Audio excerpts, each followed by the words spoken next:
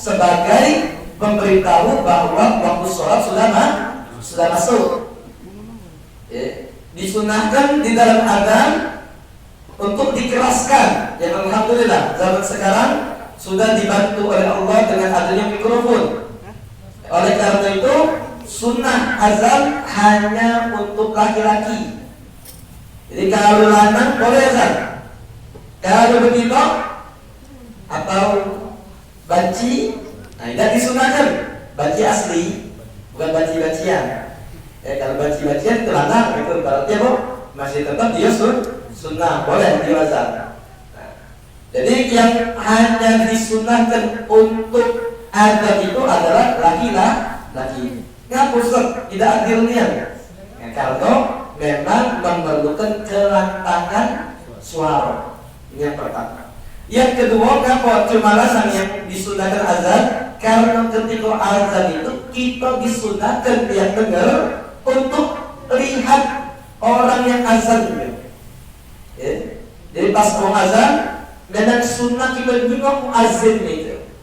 Maka dari itu kalau yang begitu azan, kelemahan bagi sunnah juga azan. Yang azannya begitu, kelemahan dia.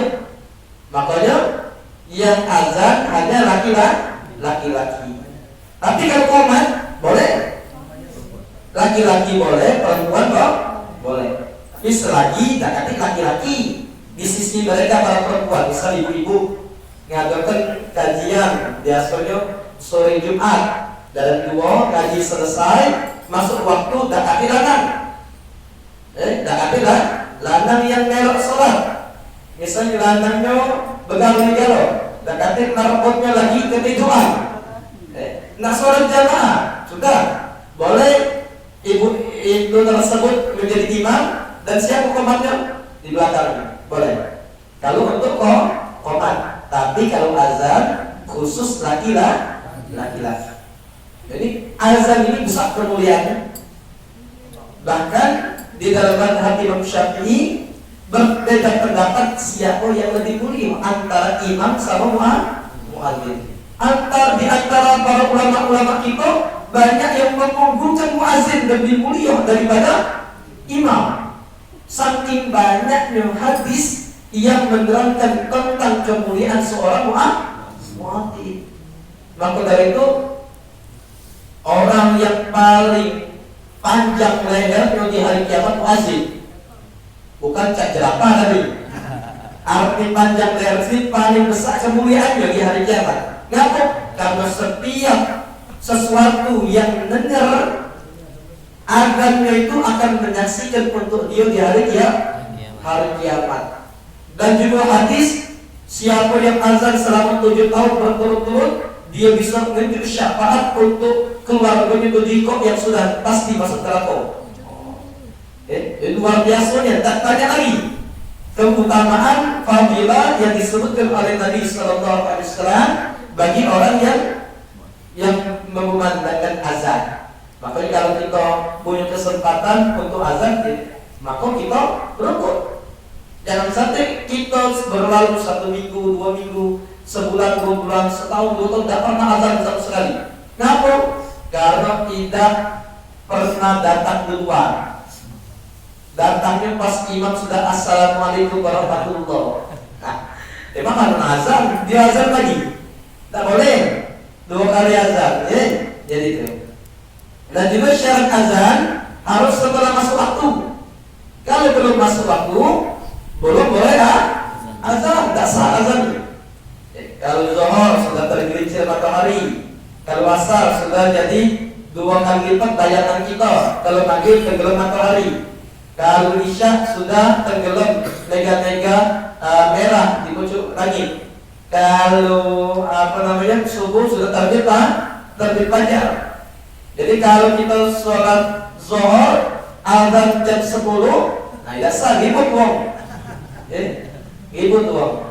Kayak anak punya kawan waktu ditarik dia balik Pontianak, rumah dia di Pontianak. Jadi ngajarlah beberapa sahabat dia untuk pergi ceramah. Masuk ke sebuah perkampungan, azan zuhur, dan antri yang datang. dia tadi. Wong limo, wong 4. Sudah mungkin ketiduran galau. Memang daerah kita kecil.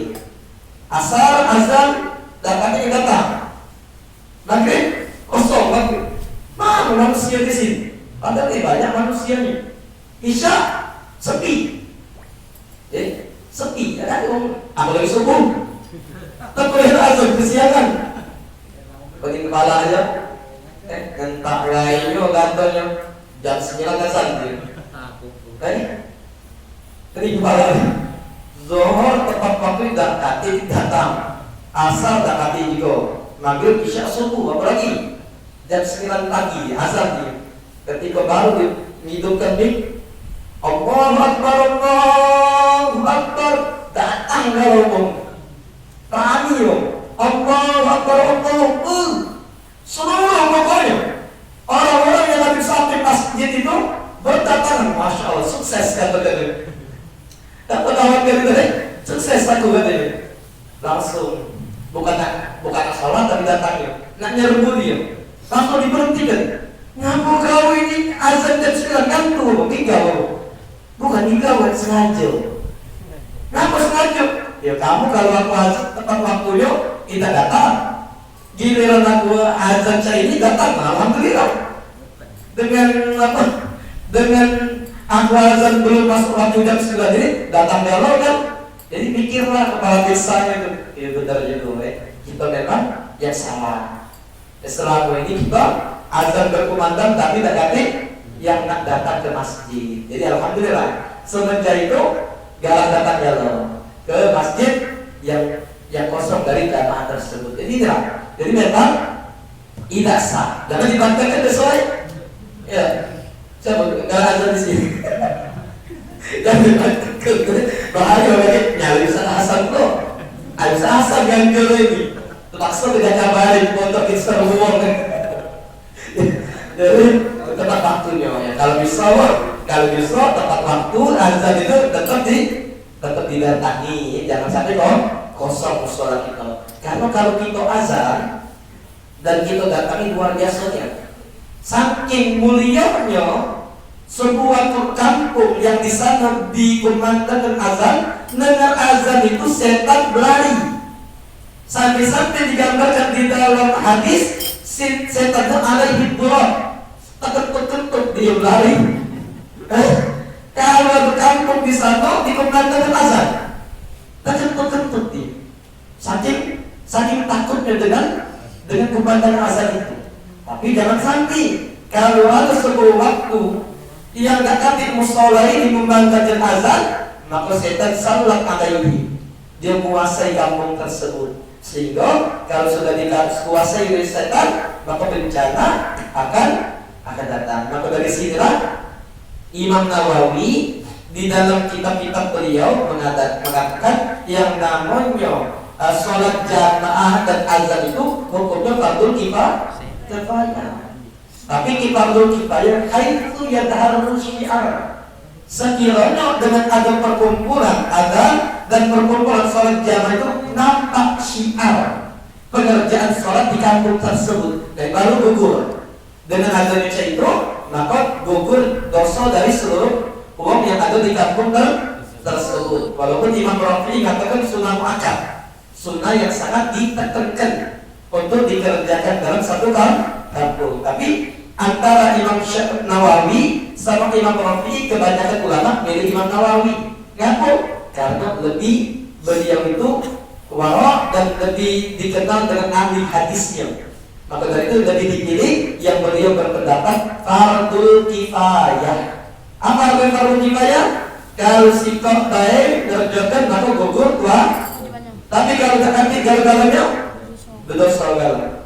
Maka dari itu perlu kita hormati ada pemandangan adan di dalam satu kampung. Karena inilah yang menyebabkan kita terhindar dari musibah, dari kuasa setan di dalam kampung tersebut. Jadi ini adan, ya.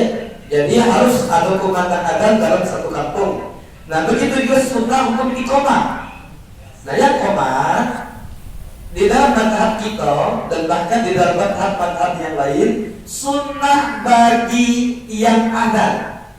Siapa yang adzan, dia yang qomat. Jangan sampai di sebagian masjid yang kita isi adzan yang lain. Lagi kemana mancet datang dari luar langsung dia Allah Akbar nah, begitu. Jadi yang adzan itu yang qomat, yang dia azan. Dia azan, dia qomat, itu sempurna.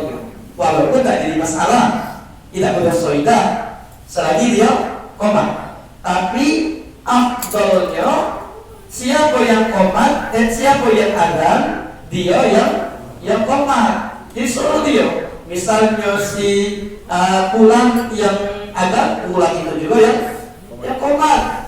Misalnya Cek Pendi yang azan, Cek Pendi juga yang qomat.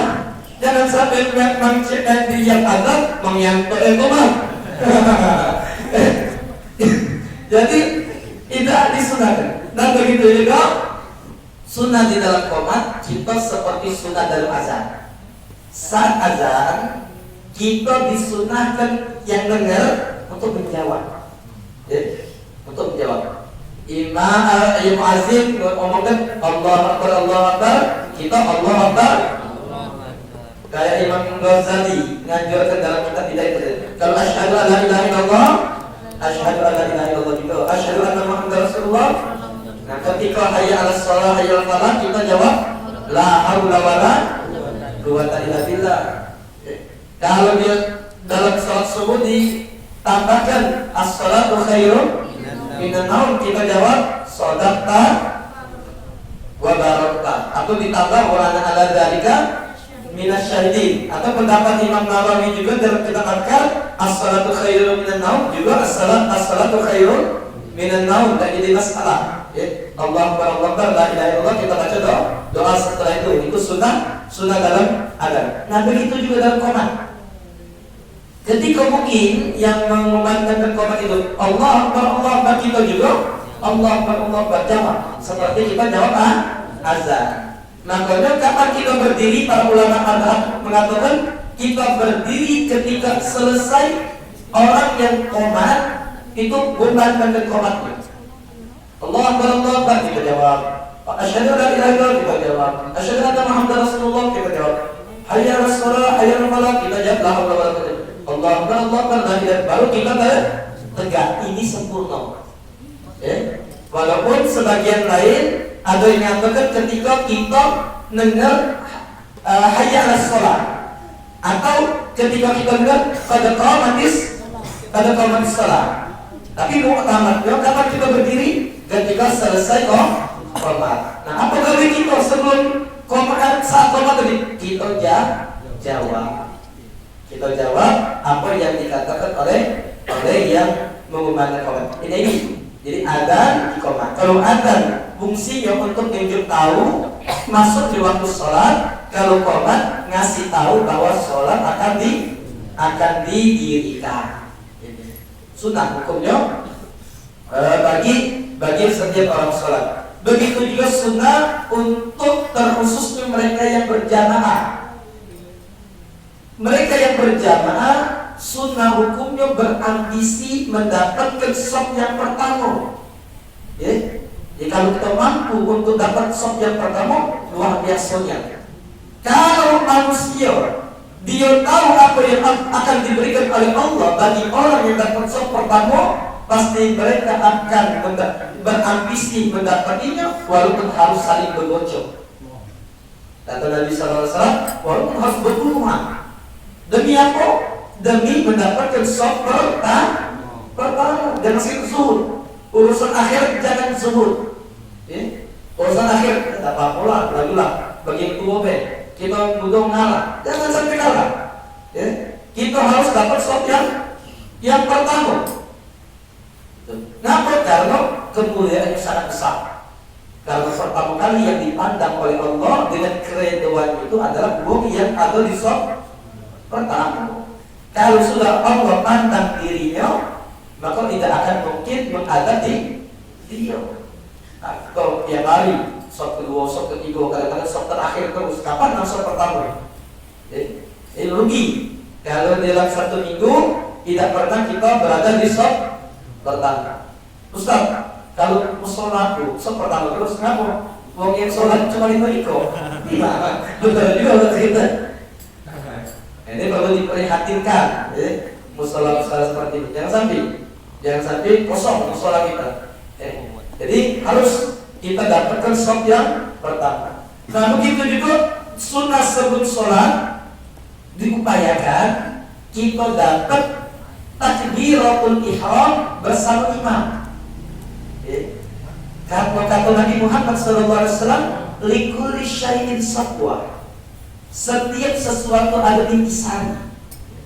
Wa safwatus shalah takbiratul ihram ma'al imam. Dan intisari dalam sholat adalah ketika kita dapat takbir dengan imam. Jangan kita dapatkan takbir dengan imam, ketika imam Allahu Akbar, langsung kita Allahu Akbar. Ini kata Nabi, siapa baik yang dapat takbir dengan imam semacam ini 40 hari baik, maka lahu barokatan, bagi dia dua kebebasan, jaminan dari Nabi SAW.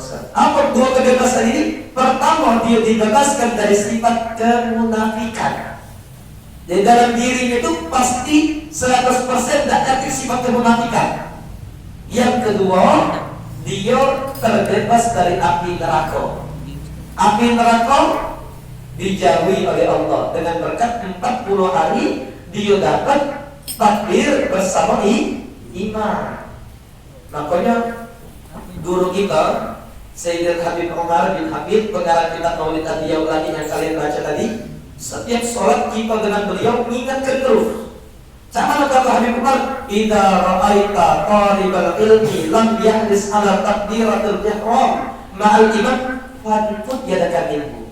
Kalau kalian lihat ada penuntut ilmu, orang yang pergi majlis, orang yang ngaku cinta sama Nabi, ada orang yang macam maulid, ada orang yang benar-benar pengen dikatakan sebagai santri, tapi dia tidak ada perhatian, tidak ambisi di dalam mendapatkan takbir dengan imam, maka panjangnya lepaskan tangan engkau dari dirinya. Nah, apa arti lepaskan tanganmu daripada dirinya? Artinya orang tersebut tidak ada faedahnya, tidak ada manfaatnya, tidak ada gunanya. Walaupun dia hafal Quran, walaupun dia hafal banyak hadis, walaupun rajin pergi majelis, walaupun dia senantiasa ada terus batang hidungnya di majelis, tapi dia tidak perhatian dengan takbiratul ihram bersama imam, tidak ada gunanya. Berarti ilmu itu belum manfaat. Jadi bagi siapa yang tidak ada ambisi untuk mendapatkan takbir bersama imam, artinya orang yang benar-benar seorang santri, khususnya santri, orang yang pergi majlis, orang yang senang belajar ilmu agama, benar-benar kalau ilmunya bermanfaat, dia akan perhatian dengan takbiratul ihram bersama imam, apalagi berjamaah, lebih lagi. Jangan sampai kita belajar, kita hadir majlis terus, tapi sholat berjamaah tidak, atau naudzubillah, atau subuhnya jam 7. Sholat berjamaah dulu, matahari sudah terang, baru sholat. Harus jadi evaluasi bagi kita segala-galanya. Jadi harus kita benar-benar kita hadir majelis ini, kita nak bertambah kualitas diri kita. Cak mana kita bertambah kualitas di dalam kecintaan kita kepada Rasul Sallallahu Alaihi Wasallam? Perhatian, pertama kali dengan takbir bersama imam. Artinya kalau kita nak dapatkan takbir dengan imam, kita datangi sholat berjamaah itu tepat pada waktu sebelum masuk waktu. Sudah kita ada di musola, sudah ada kita di masjid. Jangan sampai imam sudah rukuk, kita baru nak datang. Datangilah masjid, datangilah musola sebelum adzan berkumandang. Ini sangat baik, ini sangat sempurna, ini sangat menyenangkan hati Nabi besar Muhammad sallallahu alaihi wasallam. Dan inilah daripada 10 menit sunnah-sunnah sebelum pelaksanaan sholat kita. Dan insya Allah pada pekan akan datang kita akan melanjutkan sunnah yang kedua bagiannya, yaitu sunnah di dalam sholat. Dan insya Allah langsung kita akan teruskan sunnah setelah sholat, insya Allah dengan izin Allah subhanahu wa ta'ala. Mudah-mudahan Allah subhanahu wa ta'ala memberikan taufik kepada kita sekalian mengamalkan apa yang kita dengar pada malam hari ini. Yakinlah Allah tidak akan mungkin mengizinkan kita untuk duduk di sini terus Allah perdengarkan sunnah-sunnah Nabi yang kita sebutkan di dalam sholat tadi, kecuali ini tanda bahwa Allah pengen kita ngamalkan. Kecuali tanda Allah subhanahu wa ta'ala pengen kita itu dapat keutamaannya. Kecuali tanda Allah cinta dengan kita agar bisa mendekatkan kita dengan Rasul sallallahu alaihi wasallam dengan pelaksanaan sholat, sunnah-sunnah dalam sholat tersebut. Tinggal kita galak atau tidak. Allah sudah pengen, Allah sudah unjuk wasilah perantaranya, Allah sudah perdengarkan kita, maka dari itu sambut kebaikan dari Allah, sambut kemurahan dan kedermawanan Allah dengan kita benar-benar tekadkan dalam diri kita untuk mengamalkan apa yang kita dengar berupa sunnah-sunnah Rasul sallallahu alaihi wasallam, sehingga kita bisa dekat dengan beliau di dalam kehidupan dunia dengan melalui sunnah beliau ini, sehingga insyaallah kita dekat juga di akhirat dengan beliau sallallahu alaihi wasallam. Amin ya rabbal alamin. Mungkin ini cukup kita menjadi materi kita pada malam ini. Mudah-mudahan bermanfaat. Terima kasih atas perhatian. Kita berharap kepada Allah majelis-majelis ini senantiasa berlangsung di kampung kita ini dan senantiasa memberikan keberkahan untuk kita, untuk keluarga kita di rumah, untuk seluruh masyarakat yang ada di sekitar Mushola Al-Ikhlas atau tim-tim ini.